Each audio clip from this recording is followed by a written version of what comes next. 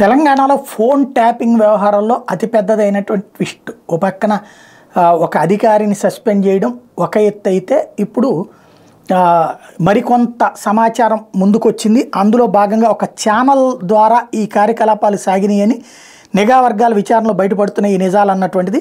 ఇందులో ఈ రావు అంటే కేసీఆర్ గారి సామాజిక వర్గానికి సంబంధించిన వాళ్ళంతా కలిసి రేవంత్ వర్గం మీద ప్రత్యేక నిఘా వేశారని, ఇందులో సంచలనం రేపిన ప్రణీత్ రావు ఫోన్ ట్యాపింగ్ వ్యవహారంలో అసలు నిజాలు వెలుగు చూస్తున్నాయి. రాంగ్ రూట్లో ప్రమోషన్ పొందిన ఈ ఆఫీసర్ గులాబీ పెద్దలకు కావాల్సినటువంటి పనులు చేసి పెట్టినట్టు ప్రస్తుత ప్రభుత్వం గుర్తించింది. ఇప్పటికే సస్పెన్షన్ వేటు పడగా ఫోన్ ట్యాపింగ్పై దర్యాప్తు సాగుతుంది. ఈ క్రమంలో కొత్త విషయాలు ఎన్నో బయటకు వస్తున్నాయి. ఇదంతా చూస్తుంటే విషయం చాలా దూరం వెళ్ళేటటువంటి అవకాశం కనిపిస్తుంది. ప్రణీత్ రావుతో దగ్గరుండి ట్యాపింగ్ చేయించింది ఎవరో తేల్చేందుకు ఇప్పుడు రెడీ అవుతున్నారు అధికారులు. అది ఒక ఎత్తు అయితే, ఈ వార్తా కథనంలో స్పెషల్ ఏంటంటే,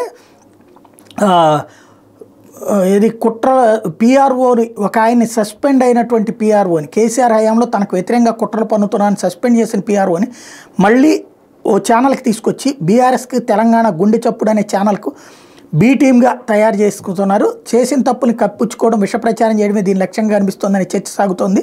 ఎందుకంటే ప్రణీత్ రావు వ్యవహారం వెలుగు చూసే సదరు ఛానల్ కనీసం ఆ వార్తను ప్రసారం చేయకపోవడంతో అనుమానాలు బలపడుతున్నాయి. ఈ నేపథ్యంలో ఈ వ్యవహారం మీద ప్రత్యేక దృష్టి పెట్టగా ప్రగతి భవన్ నుండి ఫామ్ హౌస్ కేబుల్ వ్యవస్థ బయటపడినట్టు తెలుస్తోంది. సీసీటీవీ కెమెరాల కనెక్షన్స్ లింక్స్ దొరికినట్టు ప్రచారం సాగుతోంది.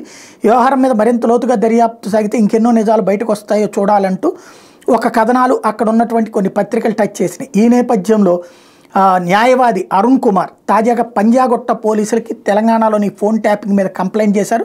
శుక్రవారం రాత్రి ఫిర్యాదు కాపీని పంజాగుట్ట సిఐ శోభన్కి అందజేశారు. రాష్ట్రంలో జరిగిన ఫోన్ ట్యాపింగ్ కేసులో మాజీ ముఖ్యమంత్రి కేసీఆర్ ప్రధాన నిందితుడని, ఆయన A1గా చేర్చి కేసును దర్యాప్తు చేపట్టాలని ఫిర్యాదు చేశారు. రాజ్యాంగ వ్యతిరేక చర్యలకు పాల్పడ్డారని ఆరోపించారు.